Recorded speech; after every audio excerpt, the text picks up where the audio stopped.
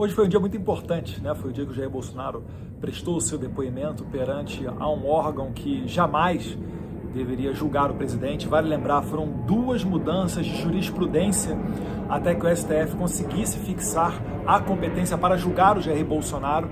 Primeiro alterando, porque ele não é mais presidente, né?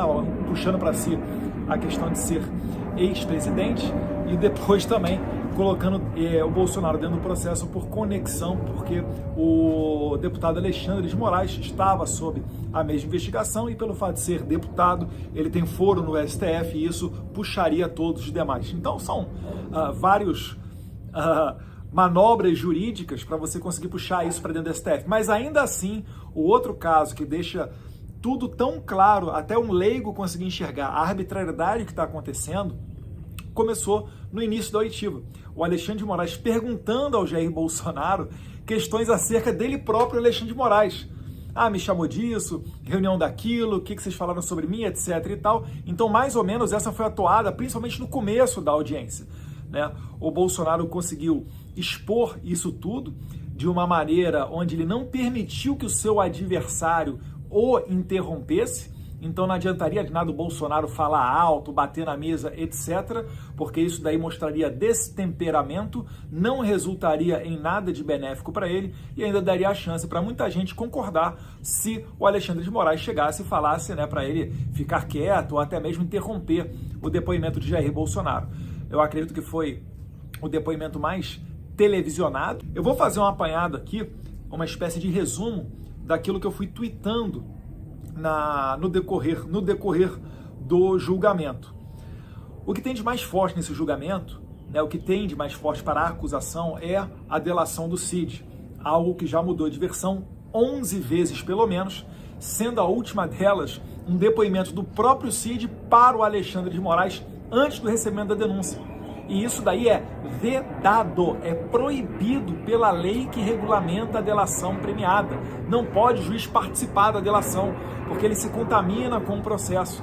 Então, além do impedimento do Alexandre de Moraes, que se diz vítima disso tudo, e ele mesmo acusa e manda a Polícia Federal executar, né, um destacamento da Polícia Federal executar suas ordens, a revelia mesmo até da própria Direção-Geral da PF, você também tem esse conteúdo.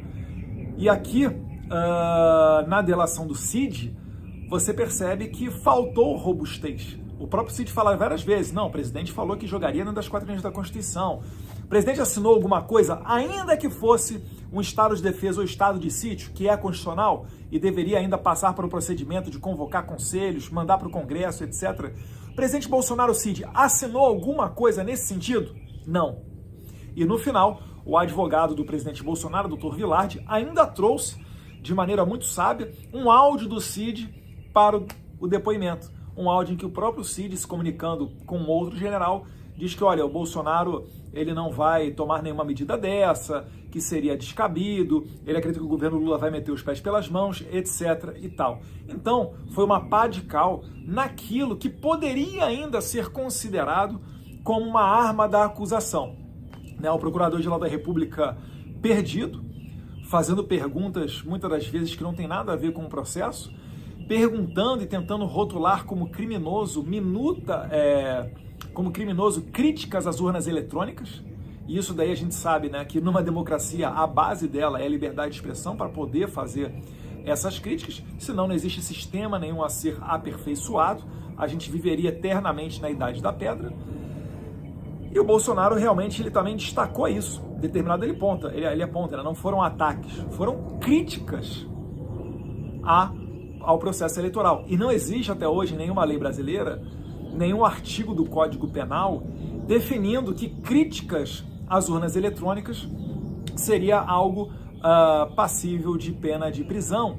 E o próprio Bolsonaro, de maneira muito inteligente, jogou na cara do Alexandre de Moraes que o Flávio Dino, companheiro de Moraes agora no STF, criticou no passado as urnas eletrônicas. Se você for voltar no tempo, o próprio José Dirceu, em 1999, protocolou um projeto de lei para o acompanhamento, para a formação de uma comissão externa para acompanhar as urnas eletrônicas. E se a gente voltar ainda mais no passado, você tem lá o PDT de Leonel do Brizola, no começo dos anos 80, no caso do Proconsult. que foi a primeira eleição onde ocorreu uma informatização na transmissão da contagem dos votos, e o Brizola reclamou, porque primeiro estava sendo contado o voto da capital, o que beneficiaria o candidato, o Moreira Franco, né, em detrimento ao Leonel Brizola. Leonel Brizola, naquele tempo, foi na frente da Rede Globo, deu escândalo, conseguiu ser ouvido, e ele foi realmente o primeiro a encampar a tese, né, a crítica, pelo menos, a um sistema informatizado eleitoral. E vejam só, né, como é que o mundo dá as voltas. E o presidente atual do PDT, o Lupe, que eu acredito que jamais faria isso se Leonel Brizola estivesse vivo, foi quem protocolou o primeiro pedido para deixar o Bolsonaro inelegível, que foi aquela reunião dos 40 embaixadores com o Bolsonaro, presidente então, né, onde ele criticou as urnas eletrônicas. Vale lembrar, Jair Bolsonaro fez isso, mas antes, ele fez isso sendo atribuição do presidente da República. E antes, quem é que também fez reunião com embaixadores? O ministro Fachin, então presidente do TSE. Só que com uma diferença. O Fachin não chamou o Bolsonaro para a reunião dele. O Bolsonaro convidou o Fachin, presidente do TSE, para a reunião com os embaixadores. Porque o Bolsonaro tem a busca pela verdade, ele tem a clareza, a decência e a autenticidade de falar o que ele pensa na frente da outra pessoa, né? Sem melindres nem nada disso. Então isso tudo aí feito, vamos passar aqui um pouquinho a essas postagens do Twitter de hoje, que vale a pena, pessoal. Eu vou fazer uma apanhada aqui, um resumo, mas eu acho que vale a pena você também divulgar esse vídeo, levar essa verdade mais longe. Por favor, dá aquela curtida, deixa o seu like, isso ajuda o algoritmo a entender que o vídeo é relevante e entregar ele para mais pessoas. Eu acabei me adiantando a muita coisa, mas eu começo aqui, né? Compartilhei alguns links, coloquei também em inglês uma parte da delação do Cid. É importante porque tem muita gente do exterior que está acompanhando, principalmente no X, algumas postagens que eu tenho feito. E aqui, como eu disse, né, uma notícia da CNN de 2022. Luiz Roberto Barroso não se arrepende de ter convidado as Forças Armadas para fiscalizar as eleições. Ou seja, isso aqui eu só estou relembrando que as Forças Armadas foram convidadas a participar do processo eleitoral através de um convite feito pelo ministro Barroso, quando ele era presidente ainda do TSE. Acho que foi até anterior, foi final de 2021 que o Barroso convidou o Exército a participar daquilo dali. E o Bolsonaro, ele é o chefe supremo das Forças Armadas. Foi perguntado a ele se ele teve alguma interferência, ele declarou que não, obviamente que não, porque na verdade isso é um trabalho técnico.